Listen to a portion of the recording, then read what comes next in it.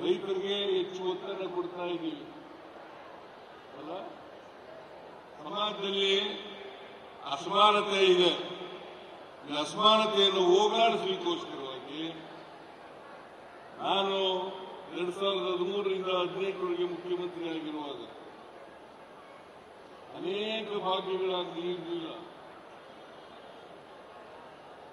ಅನೇಕ ಭಾಗ್ಯಗಳನ್ನ ಜಾರಿಗೆ ತರ್ತಕ್ಕಂಥ ಕೆಲಸವನ್ನು ನಮ್ಮ ಸರ್ಕಾರ ಮಾಡಿತ್ತು.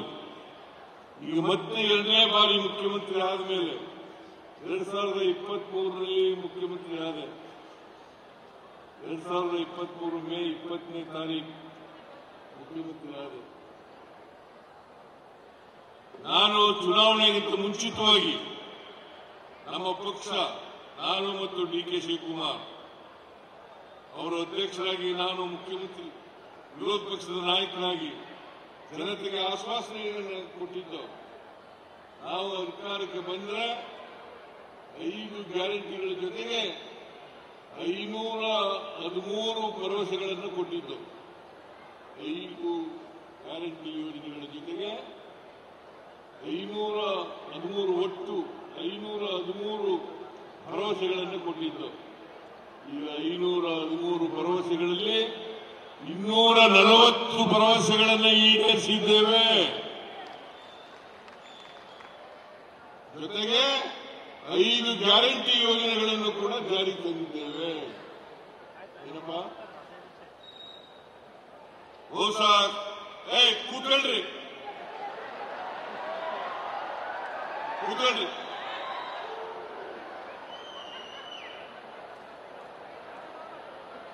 5 ಗ್ಯಾರಂಟಿ ಯೋಜನೆಗಳನ್ನು ಕೂಡ ಜಾರಿ ಕೊಟ್ಟಿದ್ದೇವೆ. ಕಾರಣ ಯಾಕಪ್ಪ ಅಂತಂದ್ರೆ, ಯಾವುದಾದ್ರೂ ಪಕ್ಷ ಕರ್ನಾಟಕದಲ್ಲಿ ನುಡಿದಂತೆ ನಡೆದಂತ ಪಕ್ಷ ಯಾವುದಾದ್ರೂ ಇದ್ರೆ ಅದು ಕಾಂಗ್ರೆಸ್ ಪಕ್ಷ ಅಂತಕ್ಕಂಥದನ್ನ ಅತ್ಯಂತ ಹೆಮ್ಮೆಯಿಂದ ಹೇಳಲಿಕ್ಕೆ ಬಯಸ್ತಾ ಇದ್ದೇನೆ. ಕಾಂಗ್ರೆಸ್ ಸರ್ಕಾರ, ಕಾಂಗ್ರೆಸ್ ಪಕ್ಷ. ನಾವು ಅಧಿಕಾರಕ್ಕೆ ಬಂದದ್ದು 2023 ಮೇ 23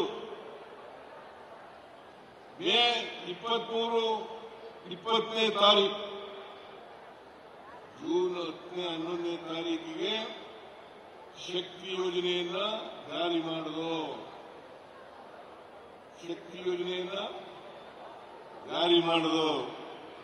ಈಗಾಗಲೇ ಸುಮಾರು 580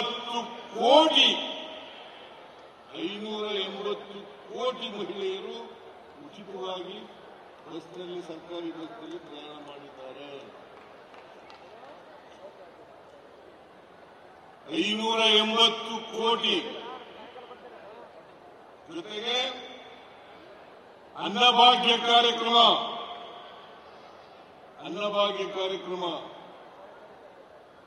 ನಾನು ಹಿಂದಿನ ಸರ್ಕಾರದಲ್ಲಿ, ಹಿಂದೆ ನಾನು ಮುಖ್ಯಮಂತ್ರಿಯಾಗಿದ್ದಾಗ 5 ಕೆಜಿ ಅಕ್ಕಿಯನ್ನ ಉಚಿತವಾಗಿ ಕೊಡ್ತಕ್ಕಂಥ ತೀರ್ಮಾನವನ್ನ ಮಾಡಿದೆ. ಯಾಕಂತಂದ್ರೆ ಬಡವರು ಯಾರು ಕೂಡ ಹಸಿದು ಮಲಗಬಾರದು. ಕರ್ನಾಟಕ ಹಸಿವು ಮುಕ್ತ ರಾಜ್ಯ ಆಗಬೇಕು